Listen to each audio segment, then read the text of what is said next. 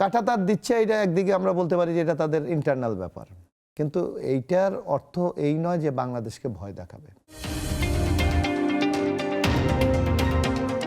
পাশের দেশে যে কাঁটাতারের বেড়া। আচ্ছা মঞ্জু ভাইয়ের কাছে আগে যাই। মঞ্জু ভাই বলেন। জি জি না, প্রথম কথা হচ্ছে যে দেখেন, একটা সরকার গঠন করার পরে সরকারের ফার্স্ট প্রায়োরিটি কি থাকে? আমাদের তো সরকার গঠিত হয়েছে, ফার্স্ট প্রায়োরিটি তাদের যে কমিটমেন্টগুলোকে নিয়ে তারা জনবান্ধব যে বিষয়গুলোকে তারা প্রায়োরিটি দিয়েছে, যদিও এটা নিয়ে আমাদের হয়তো অনেক কথা আছে। আমরা অবাক হয়েছি যে পশ্চিমবঙ্গের সরকার ফার্স্ট প্রায়োরিটি দিয়েছে আমাদেরকে কাঁটাতার দিয়ে আটকানোর জন্য।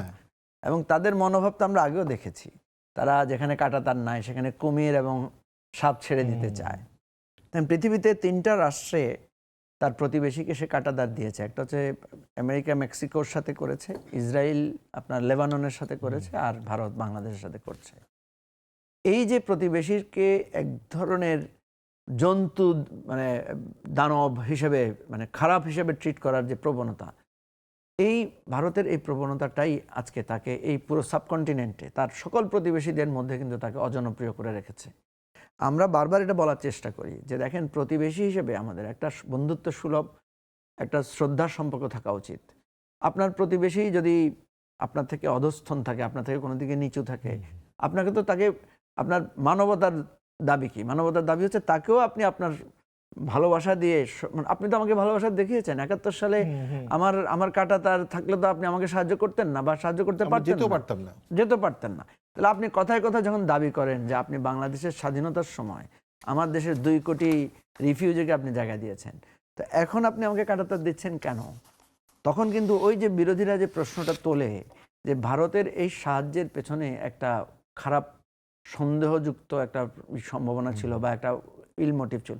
মোটিভ ছাড়া তো কেউ কাউকে সাহায্য করে না, এটা সত্য, কিন্তু ওই কথাটা বারবার আমাদের সামনে চলে আসে। তো এই জন্য আমি এই জায়গায় স্পষ্ট করে বলতে চাই, সেটা হচ্ছে দেখেন, ভারতের আচরণ আপনি লক্ষ্য করেন, আমাদের দেশের গোয়েন্দা সংস্থার প্রধানেরা গিয়ে ভারতে আশ্রয় নিচ্ছে। কারা? এই যাদের বিরুদ্ধে ব্যাংক লুটপাট, ব্যাংক দখলের কাহিনী আজকে এসে যাচ্ছে। সামরিক গোয়েন্দা সংস্থার কাজ কি ব্যাংক দখল করা? কোনো ব্যবসায়ীর জন্য ব্যাংক তাকে একটা 5 স্টার হোটেলে নিয়ে তাকে লিখিতভাবে চাপ দিয়ে ব্যাংক দখল করিয়ে দেয়া? এই কাজগুলো তো হয়েছে আমাদের দেশে। সেটাই। এবং সেই জায়গাগুলো যখন আমরা দেখছি যে ভারত তাদেরকে আশ্রয় দিচ্ছে, এবং দেখেন কেন্দ্রীয় সরকারও রণধীর জয়সওয়ালও এই সীমান্ত নিরাপত্তা রক্ষার অগ্রাধিকার দিচ্ছে তারা। এখন আমি যেটা সরকার গঠনের পরের দিনই তারা এগুলো করছে। আমরা যেটা দেখছি এটা খুবই অশুভ একটা প্রক্রিয়া তারা শুরু করেছেন, এবং যেটা সবসময় বিজেপি এই সবসময় রায়টকে দিয়ে মানে ধর্মভিত্তিক এই সংঘাতকে নিয়ে আমি দেখছি আমাদের এই ইস্যুতে আমাদের সবাইকে একদম ডান বাম উত্তর দক্ষিণ সবাইকে ইউনাইটেড হওয়া দরকার। সামনে আমরা একটা ভয়ানক ষড়যন্ত্র দেখতে পাচ্ছি কয়েকটা জায়গায়। একটা হচ্ছে ধর্মীয় সংঘাত যদি ভারতে হয়, এটার প্রভাব আমাদের দেশে পড়ে।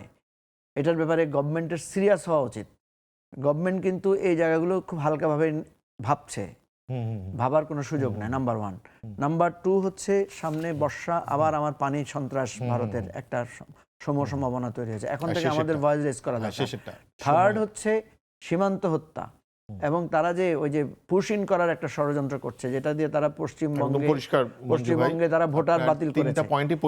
এই জিনিসগুলোতে আমাদের একদম কোন শর্ত ছাড়াই আমাদের আমাদের বক্তব্য কিন্তু স্পষ্ট। আমরা একটা স্বাধীন সার্বভৌম রাষ্ট্র হিসাবে আমরা মর্যাদা এবং সম্মানের সাথে আমরা প্রতিবেশীর সাথে সম্পর্ক গড়ে তুলতে চাই। এখন প্রতিবেশী যদি মনে করে আমাদেরকে তারা ডমিনেট করবে অথবা তাদের কথায় বাংলাদেশ চলবে, এইটা বাংলাদেশের মানুষ অতীতে কখনো মেনে নেয় নাই, ভবিষ্যতেও নেবে না। কাঁটাতার দিচ্ছে, এটা একদিকে আমরা বলতে পারি যে এটা তাদের ইন্টারনাল ব্যাপার, কিন্তু এইটার অর্থ এই নয় যে বাংলাদেশকে ভয় দেখাবে। কারণ আমরা তো দেখেছি ফেলানি হত্যাকাণ্ড, যে একটা কিশোরীকে কিভাবে গুলি করে কাঁটাতারে ঝুলিয়ে রেখেছিল, বাংলাদেশের মানুষ কিন্তু এটা কখনো মেনে নেয়নি।